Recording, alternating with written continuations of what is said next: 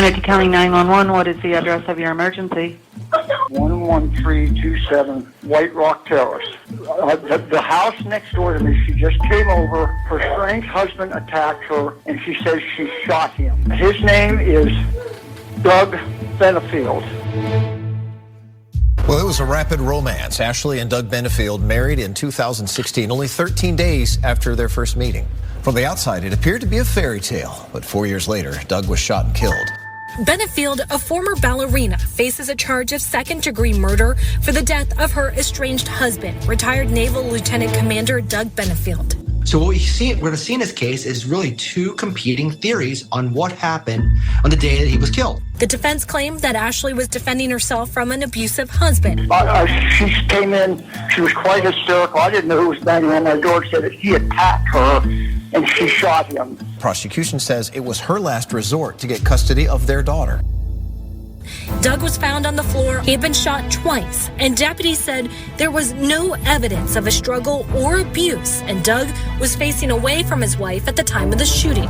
You've got to show that you were in reasonable fear of your life at that moment, not a compilation of all bad behavior over the years that he was mentally abusive, and that gives you the right to just gun him down while he's helping you move. The judge has denied defendant Ashley Benefield's stand your ground defense. And these two were in a bitter custody battle, and there were court hearings after court hearings. She has a credibility issue. Her credibility has been attacked and compromised in various court proceedings. And ultimately, it's going to be up to a jury to determine whether or not they believe she acted in self-defense or whether or not she murdered this victim in this case. It's been almost 4 years since former ballerina Ashley Benefield shot and killed her estranged husband, Doug Benefield, in her bedroom at her mother's house in Manatee County, Florida. Ashley claimed that she was acting in self-defense, fearful of a man that she said was physically and verbally abusive, a man that she claimed tried to poison her, and possibly his first wife, too. She said that she was scared for her life and left with no choice but to shoot to kill. Ashley was charged with second-degree murder, but she and her attorneys asked to have the charges dismissed, claiming that she was justified in killing Doug Benefield because of Florida's Stand Your Ground law. The Stand Your Ground law states that a person who is attacked at a place where they have a right to be and no duty to retreat, for example, if you're in your home or in your car, they have the right to stand their ground and meet force with force, even if it's deadly force, if they think it's necessary in order to prevent their own death or great bodily harm. Now, Judge Matt White presided over the Stand Your Ground hearing, but he denied Ashley's request, which means her fate was being placed in the hands of a jury. And on July 23rd, 2024, opening statements began in what the media has dubbed the Black Swan murder trial. What comes to mind when you hear Black Swan? For some, it's Tchaikovsky's classical ballet Swan Lake, where the Black Swan uses her beauty and seduction to trick the prince into falling for her, essentially trapping him before he even finds out who she really is. Others may hear Black Swan and instinctively think of the 2010 movie, where Natalie Portman plays a talented but unstable ballerina with an overprotective mother and an obsession that pushes her to the point of paranoia, causing her to lose her grip on reality, ending in a violent altercation where she kills the person that she believes to be standing in her way. Ashley says it's neither of these. It has a catchy ring, and it sensationalizes my life and my situation. And it's sad to me that people who don't even know me have this idea of a monster when they think of me. There are two very different versions to this story. One that paints Ashley as the beautiful Black Swan ballerina that's willing to kill to get what she wants. And one that paints her as a victim, forced to kill to protect herself and save her own life. To get a better understanding, we need to rewind back to the beginning and take a deeper look at this complicated story of a fairy tale gone deadly wrong. This is 13th Juror Podcast, where we unravel complex court cases and present them as compelling stories, breaking down the details and weighing evidence from a non-legal perspective, just like jurors do. I'm your host, Brandy Churchwell, and on today's episode, we will discuss the Black Swan murder trial, The case against Ashley Benefield. Doug Benefield was handsomely rugged in a non-intimidating way.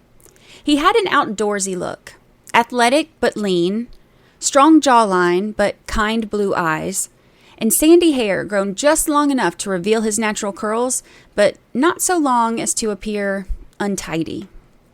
Doug was born in California, but moved to Huntsville, Alabama with his family when he was very young. He was artistic, athletic, and driven.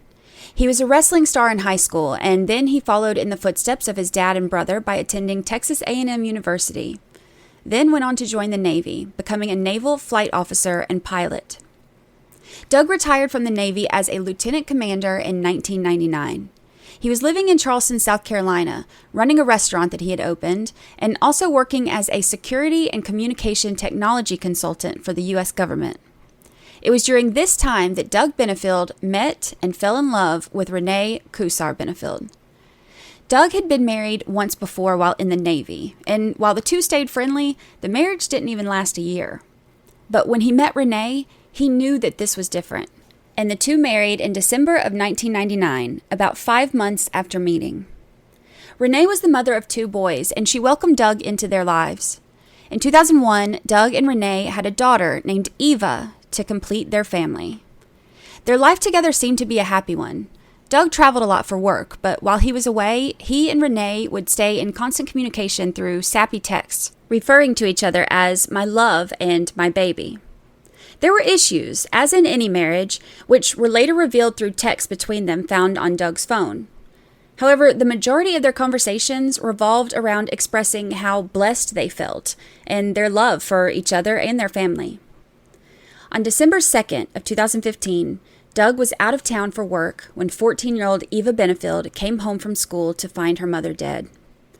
Renee passed at the age of 56 from an undiagnosed heart ailment, a genetic defect causing the heart to become artificially enlarged. Eva struggled with not only the loss of her mom, but the trauma of finding her dead. Doug struggled with the loss of his wife as well, sending his final text to her days after her death, saying, quote, I love you so, so much, my precious wife, and miss you in every breath, heartbeat, and thought, end quote. After Renee's passing, Eva said that her dad told her that he was going to focus on her. It would just be the two of them. They were already really close. After that, my dad came home and he specifically told me, don't worry, Eva, I'm never going to get married again. Well, he didn't use those exact words, but that's how I remember it. But that promise from Doug to his daughter didn't last. There's no doubt that December was a hard month in the Benefield home, but they hoped that 2016 would bring new beginnings. It was an election year, and former neurosurgeon and Republican candidate Dr. Ben Carson had entered the presidential race, but ended his campaign in March of 2016, becoming an advisor to Donald Trump. Doug was working with Dr. Carson as part of his National Security Advisor team when discussions began about working on an evangelical outreach for the election.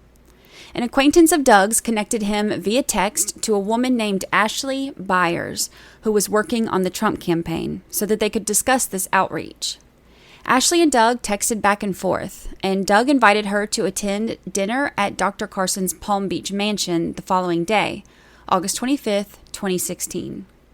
They were going to discuss the partnership, and it was at this event that 54-year-old Doug Benefield met 24-year-old Ashley Byers, igniting a whirlwind romance that would change the course of their lives forever. Ashley was born in Texas, but grew up in Maryland. Like Doug, Ashley's father was a pilot in the Navy. He started flying privately for the airlines, so he was gone often, while Ashley's mom stayed home and took care of her full-time. There's no doubt that Ashley was a beautiful girl. She had long, dark hair and gray-blue eyes, delicate features that seemed to highlight her youth, and the long, lean figure that you'd expect to see from a ballerina. Ashley Byers began training for a career in ballet when she was only 8 years old. It was her passion, and she devoted her entire life to it. She danced for about 16 years, 6 of those professionally, though by the time she reached her early 20s, the realization came that her dream of being a ballerina was looking less likely by the minute. Ashley had torn her hamstring, which she says escalated her retirement from ballet. But she wasn't ready to give up the ballet world just yet. She began teaching children's ballet and choreographing and making custom ballet costumes. She later took on modeling jobs in hopes of making a career out of that. Relationships and attachment didn't come easy for Ashley. When she was only 15 years old, Ashley's father walked out on her and her mom after breaking the news to them that he had another family. She met a man named Keaton Thomas, who she married in July of 2012, but their rocky marriage ended in divorce in 2014 after only 2 years. The following year, Ashley met Donald Trump at a campaign event. Ashley told Vanity Fair reporter Alice Robb that Trump was so impressed with her patriotism and her knowledge of guns that he offered her a job on the spot, propelling her into the campaign life where she would spend her days traveling on Trump's plane city to city for crowded campaign rallies and sleeping at Mar-a-Lago. Ashley also said that Trump told her that she looked good on his plane, called her a bombshell, and promised her a job at the White House.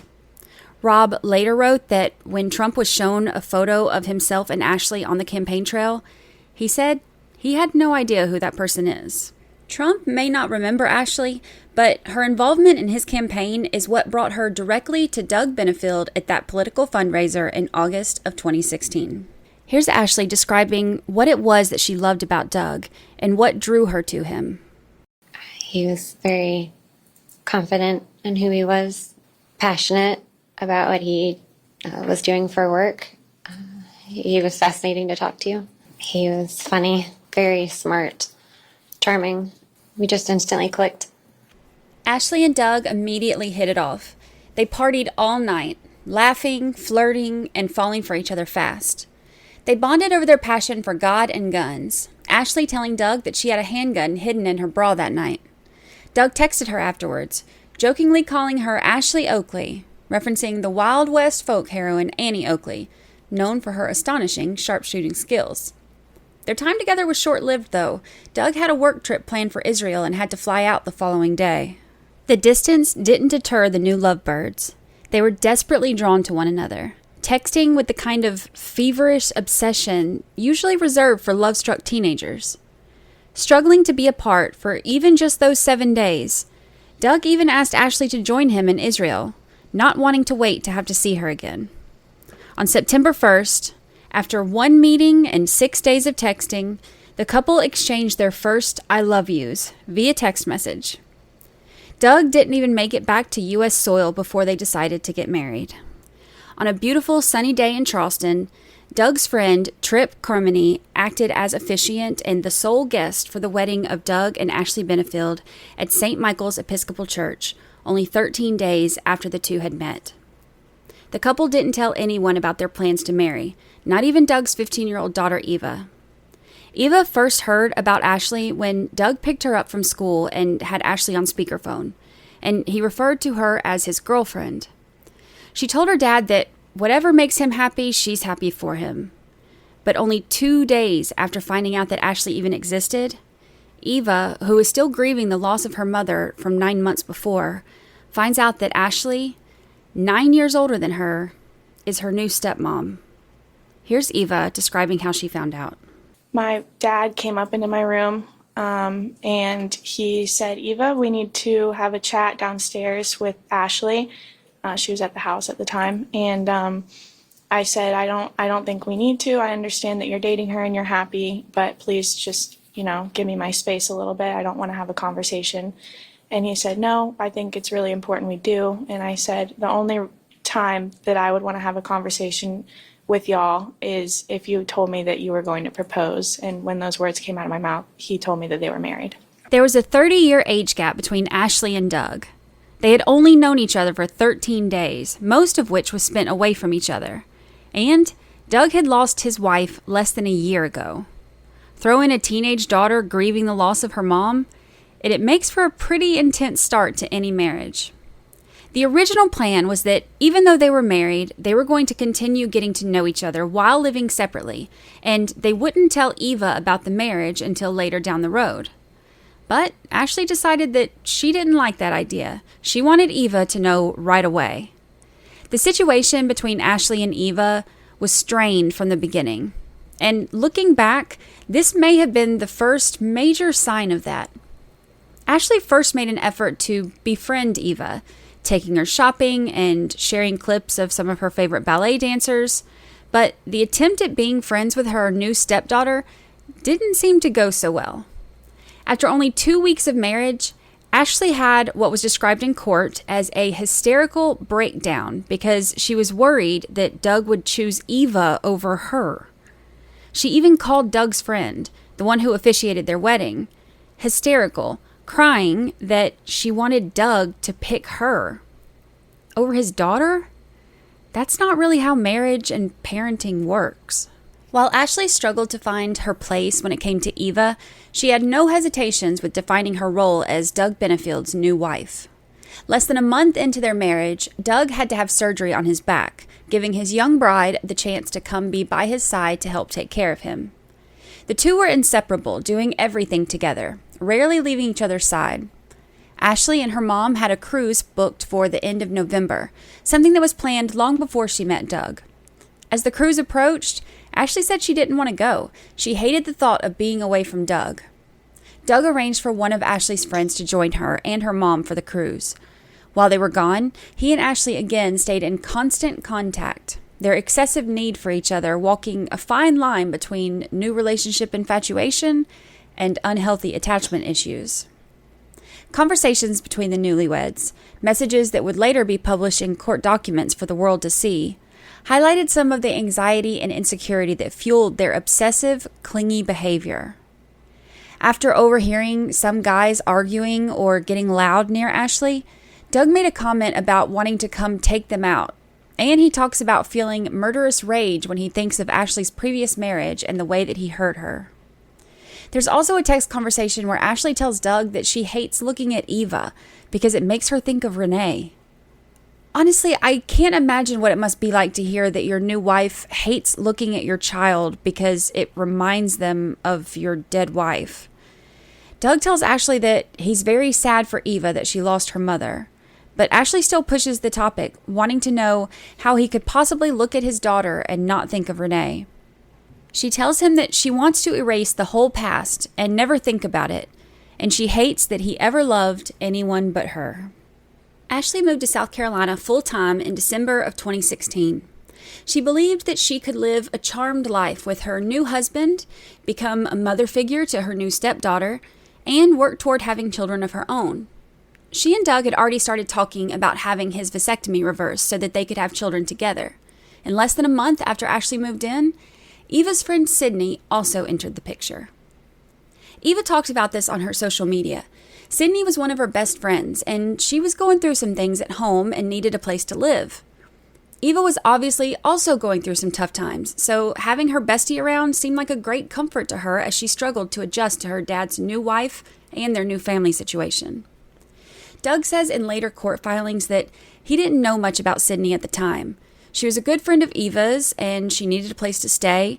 She was going through some issues at the time, and so was her mom.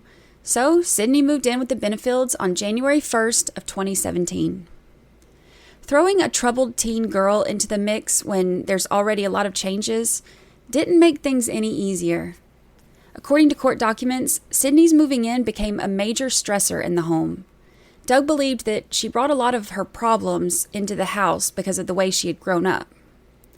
Sydney was apparently not used to the rigidity of rules and expectations that came with being a teenage girl in the care of Doug and Ashley Benefield. Ashley felt like she was promiscuous, she didn't listen, and she was vaping and smoking pot, which Ashley and Doug believe is what led Eva to begin smoking pot as well, something that they definitely didn't approve of. Ashley was not a fan of this teenage rebellion and had apparently become determined that she would be the one to handle all discipline with the girls. According to Doug, Ashley believed that since she had taught 15-year-old ballerinas, she could take authority over Eva and Sydney. Doug disagreed and tried to talk to Ashley about it. He said based on his experience as a step-parent, he knew it wasn't a good idea. But Ashley was insistent, and he said that eventually he just conceded to it. Doug said that Ashley was definitely very unforgiving of Eva, little by little, as arguments escalated, it became obvious there was a huge issue. Despite the growing tension between Ashley and Eva, the first couple months of 2017 seemed to go by pretty smoothly. Doug and Ashley were desperately in love, spending every moment together, taking trips, even writing mushy notes in a Q&A a day journal about their love and their desire to make each other happy. They talked about having more kids and filed the papers to become the legal guardians of Sydney, and finally finished moving Ashley into the Mount Pleasant home, leaving Florida and her mother behind. Ashley told Doug about her love of dance, and in turn, he took her to the ballet for the first time in years. He knew nothing about it, but listening to Ashley's ideas about what she loved about it and what she could make better led to the first seeds being planted in the development of the American National Ballet. This ballet company would become a central topic in a lot of future issues, arguments, and litigation. More on that right after this. Warm, beautiful weather is calling my name. Summer will be ending soon, and I am trying to soak up every moment in the sun that I can, which means I don't want to spend a lot of time in the kitchen. I fuel up with Factor's no prep, no mess meals. They're fresh, never frozen, and ready to eat in just 2 minutes, which means you get nutritious, great tasting meals that are dietitian approved and chef crafted with options like Calorie Smart, Protein Plus, and Keto. They're also part of a healthy routine. There's 35 different meals and more than 60 add-ons to choose from every week, so there's always flavors to explore. Treat yourself to restaurant-quality meals that feature premium ingredients like filet mignon, shrimp, and blackened salmon. You can make your whole day delicious, from breakfast to dessert. Stay fueled with easy, nutritious options while crushing your wellness goals for the month. Keep kitchen time to a minimum so that you can focus on other things. Factor meals are ready in 2 minutes. No shopping, no prepping, no cooking, no cleaning up. Enjoy effortless support for your lifestyle. Choose from 6 menu preferences to help you manage calories, maximize protein intake, avoid meat, or simply eat well balanced. Head to factormeals.com/jur50 and use code JUR50 to get 50% off of your first box, plus 20% off of your next month. That's code JUR50 at factormeals.com/JUR50 to get 50% off your first box, plus 20% off your next month while your subscription is active. Newlyweds Doug and Ashley Benefield had big dreams. Doug was a businessman with an entrepreneurial spirit and a desire to be a hero to his new wife. Ashley didn't know anything about the business side, but she was full of ideas and dreamed of creating the type of ballet company that she would want to lead, but also be a part of. With her vision and his plan of action, the two developed the American National Ballet, or ANB. ANB was created to embrace the diversity of dancers, which isn't common in the dance world, a problem that Ashley wanted to change. The first principal dancer that was signed, Sarah Michelle Morawski, had just been let go from another ballet company the previous season for being too tall, despite her exceptional talent and being a big name in the industry. Word quickly spread through the dance community that there was a new ballet company coming, ANB, and it was meant to be inclusive, hiring dancers of different body types and races. National magazine articles were written about the exciting new project, and local papers published interviews and details about the new worldwide company opening soon, right there in Charleston. While Ashley focused on the vision and the mission, Doug got down to business, figuring out how to turn her dream into a reality. He came up with a plan. The company would be supported through the development of a dancewear line, which the dancers would promote, and also an academy, a licensing enterprise, and of course, fundraisers and investors. The goal was to raise between $2.5 to $5 million to fund the entire company launch. Doug and Ashley made a Facebook page in early March and a more formal announcement of their plans in April, setting everything into motion. Photo shoots were booked, press was done, and the newlyweds set out to begin the recruitment to hire 40 dancers from around the world. The dancers who signed with A&B were promised 8-month contracts, which included full health insurance and American visas for those who needed them. The process was a lot more involved and expensive than Doug had initially anticipated. He had to buy airline tickets, lease hotel rooms, pay for the American visas. He even paid a famous photographer to come to Charleston, covering his plane ticket and hotel, and then flew his entire entourage to Maryland for auditions, reimbursing everyone for expenses. Determined to make it work, Doug began selling stock under value to fund the cost of launching the ballet company. While much of April was spent planning their new business venture together, their home life remained full and eventful as well. Eva turned 16 on April 7th. A big milestone in a young girl's life. Eva's birthday is also the day that Doug and Ashley were officially granted legal guardianship of Sydney. A couple days later, Doug and Ashley took Eva, Sydney, and 2 of their friends to Florida while the girls were on spring break. Later in the month, Ashley and Doug also flew out to St. Thomas for vacation, and when they returned, Doug had the surgery to have his vasectomy reversed. He later said that he knew how crazy things were at the time, but he went ahead and did this because Ashley was very persistent that he get it done as soon as possible. From the outside, their new life together may have seemed perfect. Newlyweds who were desperately infatuated with each other, launching a new worldwide company, traveling to beautiful exotic locations, all while taking in a troubled teen and making plans to grow their family with more children in the near future. But the outside appearance doesn't always reflect reality. There's an iconic photograph of dancer Megan LeCrone of the New York City Ballet, taken by photographer Henry Leutwiler. The picture is only from the knees down. Thin, pale tights cover the dancer's legs, and on one foot, you see a pale pink ballet point shoe laced and tied around the ankle. The dancer's foot perfectly positioned, an outward projection of strength, beauty, grace, and perfection. The other foot, however, is revealingly bare, with the tights pulled up and the shoe removed. The damage beneath the surface is exposed, and it looks painful and raw. Life in the Benefield home seemed to be much like this famous photograph. Significant, raw issues disguised by the outward appearance of perfection. Ashley would later testify that it was this month, April of 2017, when she first became fearful of Doug Benefield. Domestic violence is recognized as a pattern of abusive behavior in any relationship that's aimed to control a partner. Now, the way that we view and define domestic violence has changed and evolved over the years. For centuries, society and the law turned a blind eye to abuse in the home.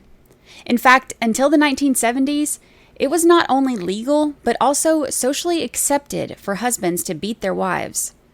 Domestic violence didn't even become legal until an act was passed by Congress in 1994. We've come a long way, but there are still some common misconceptions about what it means to be in an abusive relationship. Misconceptions that have played a huge role in the way that people perceive the facts of this case. For example, some people equate domestic violence with physical abuse, but it's not that simple. There are multiple forms of domestic violence, and they're not all physical. Not everyone who is in a DV situation is walking around with black eyes and busted lips. Some abusers use acts other than violence to threaten, hurt, or control their partner. This could be emotional abuse, harassment, financial control, psychological abuse, and so on. Another misconception is that it's only women who suffer from abusive partners in the home. While women do experience abuse at higher rates, domestic violence in men is often harder to determine because it's rarely reported. And finally, it's also a misconception and myth that if someone is being abused, they would leave their spouse. It's not that easy, though so many of us who have been through it wish that it were. It's easy to say things like, the first time he ever hit me, I'd be gone, or if the relationship was really that bad, they wouldn't go back. But those are very black and white concepts, and abuse exists in the gray. It's common to stay in denial about what's going on, convincing yourself that it's not really how it looks. Abusive relationships are things that you see on Lifetime movies. That's not what you're in. things are mostly great. Not like those movies. Your partner just gets angry sometimes, goes overboard. All couples have problems. Sure, they can call you names and yell at you and say mean things, withhold money or intimacy, threaten you, or go through your phone, things like that, but it's not like they're physical until they are. These are the gray areas where abuse exists and thrives. These are also the gray areas that make this case so polarizing. Here's what we know. 1. Ashley Benefield shot and killed Doug Benefield. 2. There were multiple incidents that occurred while they were married where one or both of them crossed lines that they shouldn't have and displayed some form of abusive behavior. And 3. They each gave very different explanations of these events, making it incredibly difficult for some people to decide where the truth lies. So, who is the victim here? I started this episode by telling you that there are 2 versions of this story. One that paints Ashley as the deceptive and dangerous Black Swan, and one that paints her as the delicate victim. Court filings would later list April of 2017 as the first time that the relationship between Ashley and Doug showed real signs of turning toxic. We know that the pressure of launching the ballet was taking a toll on Doug, both financially and emotionally. We also know that there was tension between Ashley and her new stepdaughter Eva, and Eva's friend Sydney, who they now had legal guardianship of, with Ashley wanting to control how all punishment for the teenage girls was handled. And as Doug mentioned, Ashley was very unforgiving when it came to Eva. Ashley testified that on April 14th, she and Doug were texting back and forth. She said that in one of his texts, Doug sent a kissing emoji, and apparently Ashley responded to the rest of the conversation but didn't acknowledge the emoji. Ashley said that Doug was so offended that she didn't respond lovingly that he came home from work early to confront her. He came home from work early, and I was in the bedroom, and he came in, and he immediately became very angry and started accusing me of not loving him, and said that if I had loved him that I would have responded with a kissing emoji or a heart back. At one point, he had turned to walk away from me, and he was standing in the opening of the closet, and I was standing right on the outside of the closet, and he turned around and he punched a hole through the wall with his fist, and I was standing on the other side of the wall, and the drywall literally came out and hit me in the face. Doug's version of the story from his deposition tells a different story. Doug said that he had come home from work, and as soon as he gets there, Ashley begins incessantly berating him about Eva. He said that this was a constant issue between them. The main arguments they had always revolved around Eva and the way that Ashley wanted her to be punished or handled. Doug said that being in the situation where his new wife is constantly arguing with him about his daughter was wearing on him mentally, and he became flustered. He said that Ashley wouldn't stop. She was following him around the house and wouldn't stop badgering him about Eva and wanting her to be punished for something. He was in the closet changing clothes, and Ashley had followed him to the bedroom and stood out there by the bed while he was changing, still badgering him. He said that she wouldn't stop, and he finally snapped and punched the wall out of frustration. He said that it was his bad decision to hit the wall, but it had the effect of stopping Ashley at least for a minute. During this injunction hearing, Doug's attorney asks Ashley about this. When the dispute happened, you're saying on April 14th, where you say Mr. Benefield trapped you in the master bedroom and prevented you from escaping. What was the dispute about that day? I don't remember. Was it about Eva?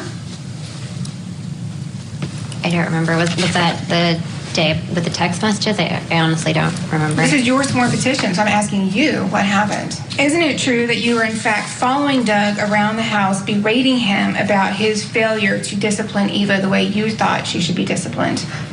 No. All right. When he punched the wall, isn't it true that the wall had already been cut out because the ADT alarm system was being installed? Not to my knowledge, no. There were photos entered into evidence that showed the ADT system and the hole in the wall where Doug punched. And the version that Ashley gave about being trapped in her bedroom was questioned as well, since she was by the bed and he was in the closet. The argument that day calmed down, and less than a week later, the two were off to St. Thomas. And a week after that, Doug was getting his vasectomy reversed so that he and Ashley could grow their family. As summer approaches, the stress continues to pile on, both at work and at home. Doug is still busy trying to launch the ballet company. They were holding auditions, setting up photo shoots, looking for choreographers, and working to get a budget set and raise funds that they needed. Doug said that he ended up creating 4 new companies to support the ballet, and was working as an executive on all of them, plus still doing his regular work that didn't involve the ballet. On top of all that, he was dealing with mounting pressure at home as well. Doug's stepsons disowned him because they couldn't accept Ashley.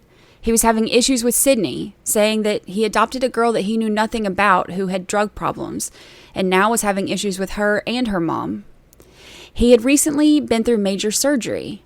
The house that they lived in was older and started to fall apart, and he said that he had no time to fix anything. Eva had begun smoking pot with Sydney, and they were bringing alcohol into the house. The ballet was breaking him financially.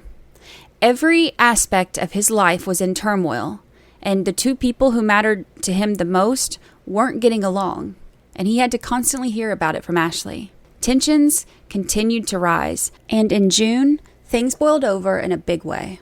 On Thursday, June 1st, the day started out okay at first. There are texts between Doug and Ashley around 1:30 where they're texting about how much they miss each other, and Doug tells her that he can't wait to see her. They send all the heart and kissing emojis back and forth, texting like love-struck teenagers. The conversation first shifts when Doug tells Ashley that he talked to Eva. There was originally a plan to have breakfast with Eva that Sunday, but Doug had to cancel since he and Ashley were going to be going out of town for the weekend.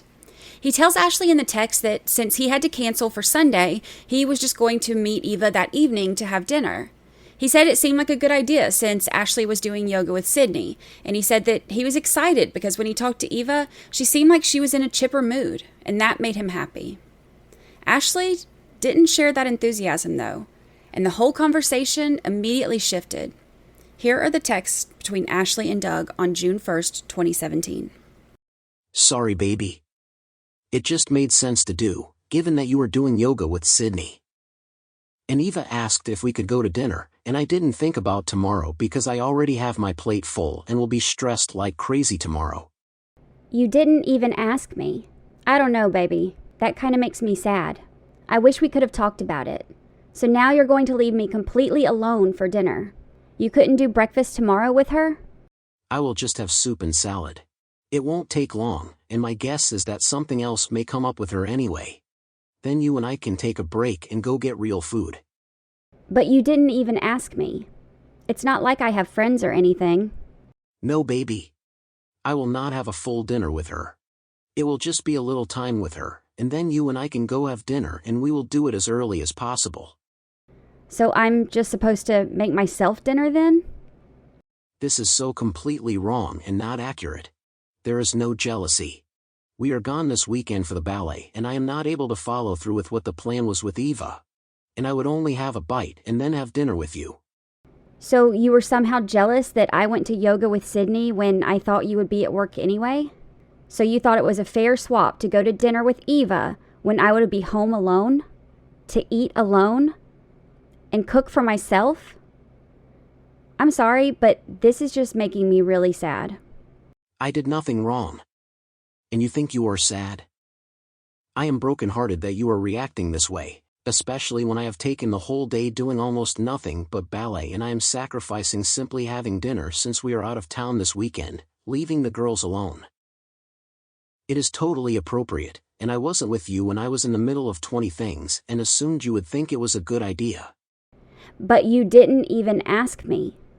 This just makes me feel so low and brings back all the rejection I felt yesterday. Ashley wasn't happy with Doug planning to meet Eva before he came to have dinner with her, and she would later say in her allegations that there was a huge fight between them that day, causing Doug to kick his golden retriever Sully, sending him flying backwards, yelping in pain. Doug said that never happened. He said it's a complete fabrication, pointing out that the texts before and after that are all lovey-dovey, with no evidence of an argument aside from Ashley being angry about him spending time with his daughter. For the next couple of weeks, the majority of Doug's days revolved around the ballet. The pressure was continuing to build, and he's pouring money into a company that's draining him, just hoping it will all work out. Meanwhile, Ashley was still at home, texting Doug links to videos and dancers that she likes, and monitoring Eva and Sydney while Doug was busy with work. The stress was wearing him down, and by mid-June, Doug said that he was at the lowest moment in his life. Then, on June 15th, he had what he referred to as a mental breakdown. The day started off bad, but it only got worse. That morning, Ashley was going through Eva's room, looking around through her stuff, searching for things that she might have done. This is something that Doug said Ashley did often, searched Eva and Sydney's rooms, constantly looking for things. While searching Eva's room, Ashley saw a shadow box that she had given Eva for Christmas. The shadow box was small, and Ashley had glued a sand dollar inside and wrote a Bible verse with an inspirational message about how you always find the good shells after the storm, and hard things in life turn out good physically, which Ashley said was referring to Eva's mom dying. She said that she decorated it and gave it to Eva for Christmas. Now, a 15-year-old girl receives a message from her new stepmother suggesting that her mother's passing could be beneficial because of things that come after it. It maybe wasn't the most well thought out gift. The message was not well received by Eva. Here's Ashley's testimony about finding the shadow box while searching Eva's room. And what was the problem with the shadow box? Eva had taken it apart and I guess had thrown out the thing that I made and was using the picture frame for something else. What was she using the picture frame for? She had put a rose from her mom's funeral in it. And that upset you pretty badly, didn't it? It made me really sad. I had taken a lot of time to make it for her, and I thought it was special. Ashley also found Eva's journal and read through it. She found an entry where Eva said that she hated Ashley. She said that she felt like her whole summer was going to suck because of Ashley. She also said that her dad isn't the same person that he was before, but he's unwilling to admit that, so she said that their relationship is going downhill. When Ashley found the journal entry in the shadow box, she had a bit of a meltdown. And you began crying. Yes. And you dropped to the floor and sobbed hysterically. Probably. You were so upset that she put her dead mother's rose in the shadow box. Right. It wasn't that. It was that she took it apart. I mean, I would have bought her another shadow box. You went to Doug and said it was disrespectful that she took this apart. According to Doug?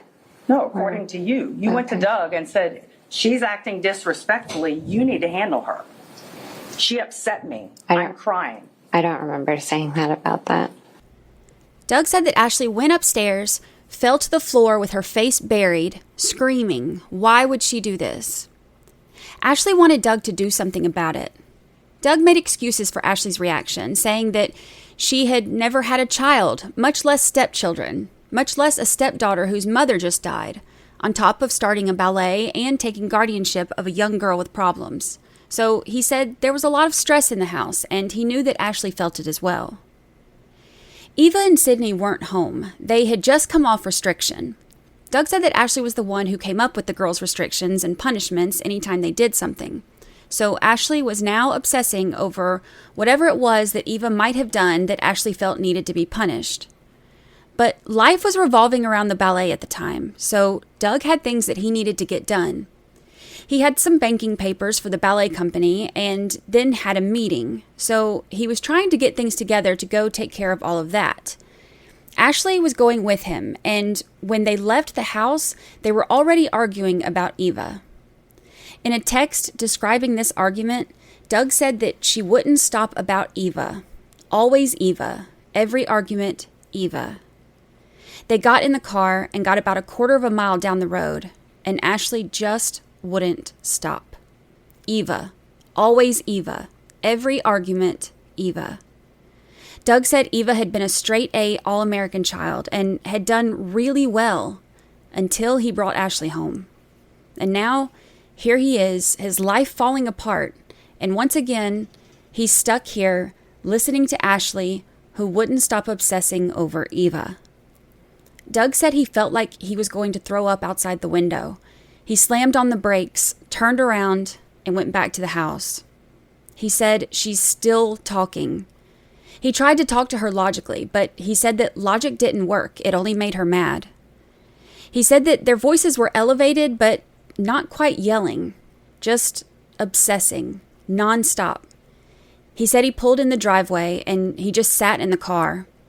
He was in an utter state of disbelief about what his life had become. As they sat in the driveway, the argument continued. Doug said he wasn't even mad. He was just really sad and sick to his stomach. But Ashley wouldn't stop talking, and she wouldn't let it go. He continued to sit there in utter disbelief, and she just wouldn't stop. He said he told her at least 15 times, "Please stop. He's having a nervous breakdown. Ashley, I'm having a nervous breakdown. Please stop."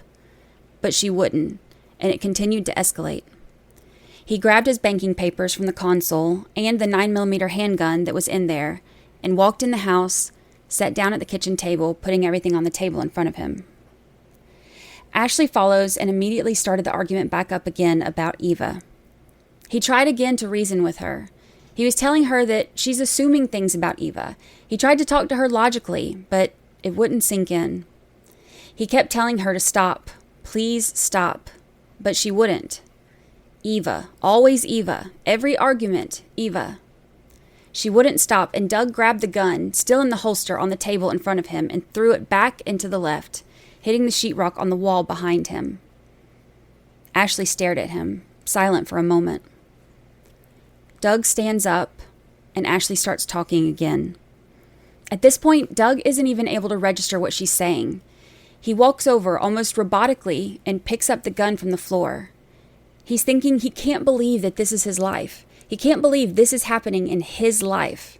He can't believe his daughter or what's happening with Ashley. He can't believe that he's sitting there arguing with his wife about his daughter, and he can't believe that he just threw a gun.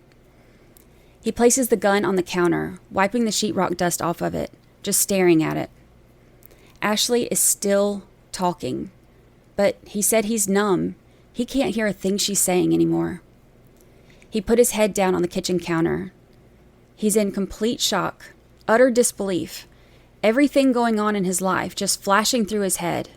The problems with Eva, the problems with Sydney's mom, his new wife obsessing over punishments for his daughter, his house falling apart, his business struggling, draining money into a new company, not knowing if it'll work, his stepsons disowning him because of Ashley, the pressure that continues to pile on. His head is still down on the counter when he begins to register what Ashley's saying. She's still talking. She's still talking about Eva. He's begging her to stop. Stop talking about his daughter. Please stop. Stop talking about my daughter. But Ashley wouldn't stop, no matter how many times he begged. In what Doug called a moment of complete and utter frustration, he pulled the gun out and shot at the ceiling. Doug said he looked over at Ashley, who was now standing, arms crossed, looking at him, as if mission accomplished. Doug fully believed that Ashley was intentionally trying to provoke him to do something that day. He said if you go to the text messages, you can see that that's a pattern with her. A pattern that was later brought out in court through some of her text messages that show how she badgers. Doug said that he's never in his life seen anybody that provokes as intensely as Ashley does. And he's never in his life witnessed anybody that is that vengeful, angry, and unrelenting. Ashley's version of what happened that day was very different, and there's been a lot of criticism for her version, or various versions, for different reasons. Ashley said that the fight happened because Doug was angry about Eva, not because she was. She said that Doug saw her crying over the shadow box, and she was just so upset because she didn't understand why Eva would destroy something that she had so thoughtfully made for her, so it hurt her feelings. She said that Doug became so angry that when they went downstairs, Doug said that he was in despair and he didn't want to live anymore because he couldn't handle it. He said that it was overwhelming and he didn't want to live with a daughter that was disrespectful. She said that she can't remember what triggered the moment, but she said that Doug grabbed the gun from his waistband, not the table, and began waving it around.